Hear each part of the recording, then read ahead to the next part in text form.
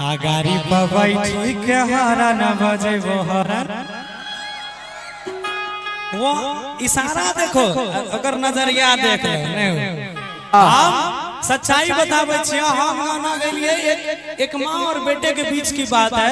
एगो बेटा बगलेल रहे छै, अपना माय से कहे छै, आ लोग गाना दूसरे से सोच के हिट कर ना। यहाँ हॉर्न बजबे के बात छै, सब दूसरे हॉर्न पर ध्यान दे ना हो।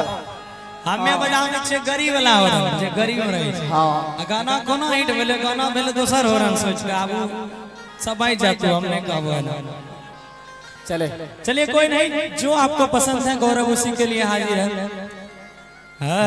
एक हमार गाना अभी हाल फिलहाल में बड़ा सुंदर अच्छा बड़ा वायरल चल रहा है। अरे की पियावा चला मोहडी चला गरिया। हां पर बढ़ा दीजिए। हां हां पर बढ़ाइए।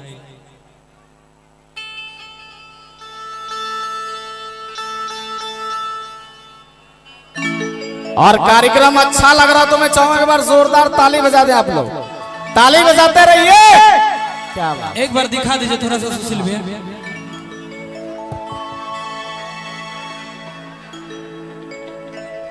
अच्छा संगम जी, अगर तोर तैयार भेल छ तो भेज देना, अकेला कहते हमरा।